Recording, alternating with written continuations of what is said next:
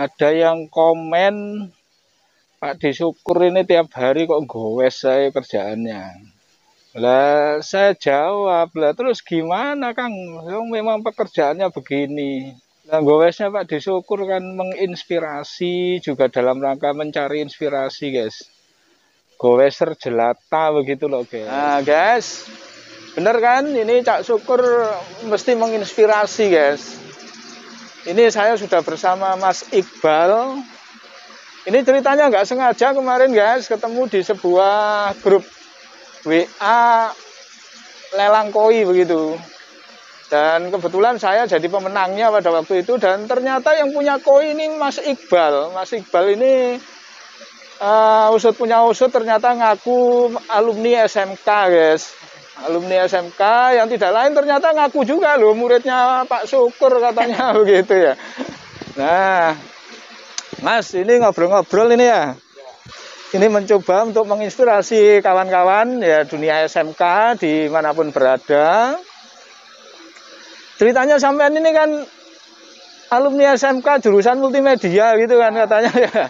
Nah, terus kok kemudian bisa punya apa namanya wirausaha koi itu, Mas. Ini ceritanya gimana? Yang ternyata juga usut punya usut juga sampean beri nama Tapal Kuda Koi Farm begitu ceritanya. Ini gimana, Mas, ceritanya dari awal kok sampean ini multimedia kok ternyata tertarik ke dunia perkoian ini, Mas? Awalnya terjun di dunia koi itu waktu pandemi, Pak. Awal pandemi. Saat itu ya orang tua saya di Lumajang. Kebetulan saya sudah bekerja, Pak. Bekerja, alhamdulillah sudah bekerja. Di awal pandemi itu kan shift-shiftannya orang kantor itu dibagi. Di waktu luang itu saya berpikir, orang tua saya kan sendirian, Pak. Jadi koi ini berawal dari bapak saya, Pak. Bapak saya dulu beli ikan itu mati-mati terus. Awal kolam itu di rumah yang di dalam itu. Beli koi mati-mati terus. Sampai saya belikan itu frustasi malah dimarahin, Pak. Oleh dasar tuh kue mana mati-mati itu. Ya. Akhirnya bapak bukan ngingu koi, malah ngingu komet. Dari situ saya berpikiran, oh ternyata bapak suka ikan. Saya punya inisiatif belajar, cari-cari di Facebook, Pak. Kebetulan Facebook kan lagi booming untuk perjualan. Dari Facebook itu saya nulis beranda di komunitas pencinta koi. Di situ saya bilang, ada tukang kolam nggak? Saya butuh renov kolam gitu.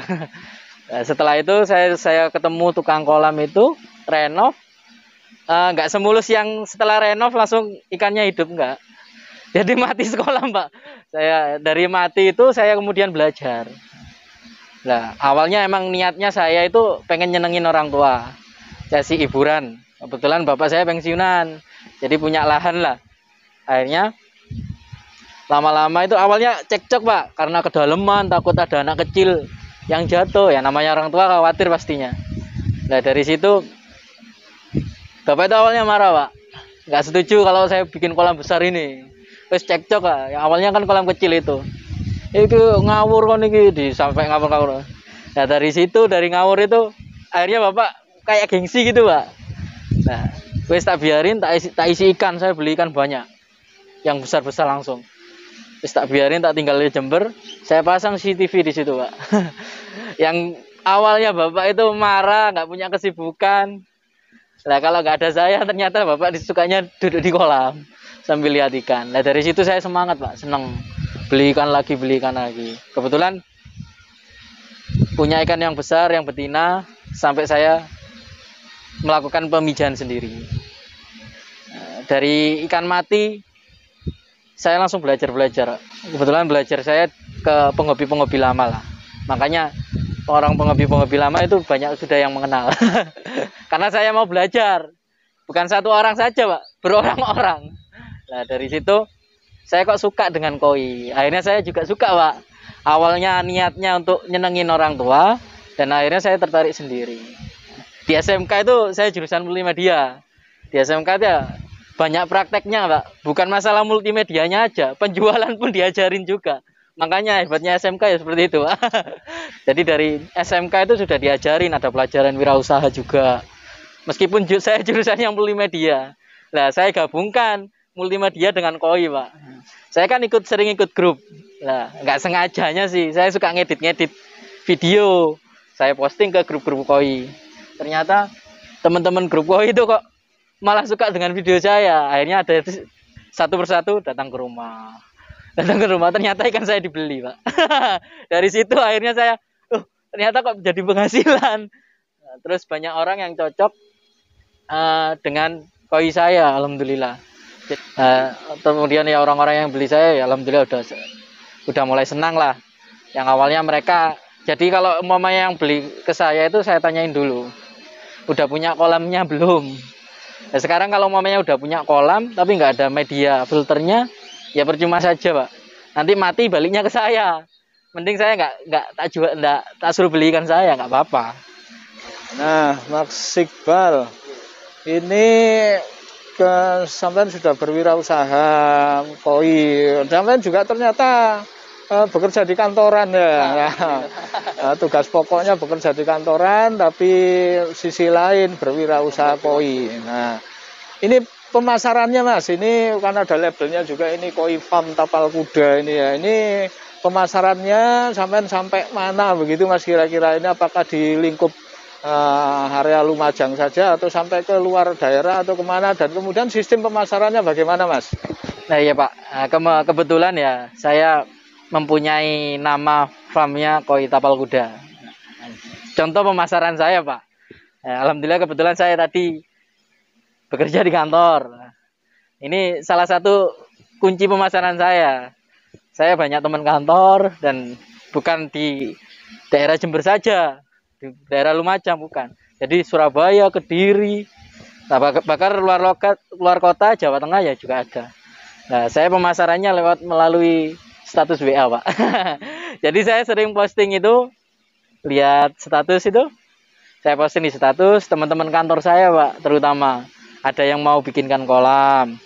Terus ada yang udah punya kolam mau beli ikannya. Jadi pemasaran saya bukan di Lumajang saja, Pak. Jadi Surabaya, Kediri, malah kita koi tapal kuda ini dipasarkan ke barat, bukan ke timur. Jadi pemasaran saya ya di luar Lumajang sama Jember, Pak.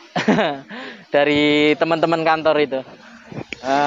Oke, Mas Iqbal, ini sampean kemarin sempat ngaku juga katanya dulu ternyata siswanya Pak Syukur itu ya. Nah, ini kira-kira Mas, pada waktu itu selain kita belajar multimedia di SMK, pembelajaran apa yang dulu sampean dapat dari Cak Syukur Mas kira-kira Mas? Ya.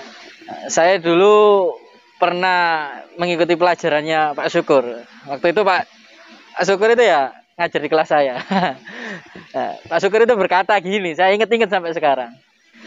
Ojo dume, yang mana ya kalau jadi anak ya, kalau udah jadi orang itu jangan sok-sokan kayak seperti itu. Nah, buktinya saya sendiri multimedia kok bisa dagang. Nggak ada hubungannya ke multimedia ke dagang itu. Nah, karena saya ingat-ingat omongannya Pak Syukur, jadi ya saya selalu belajar, Pak. Dagangnya koi gitu. Dagangnya kok jadi koi, bukan koi aja, Pak. Saya sepatu juga dagang, Pak, di online-an. Alhamdulillah ya sekarang bisa memanfaatkan multimedia saya juga. Nah, ternyata sudah dapat guys kuncinya.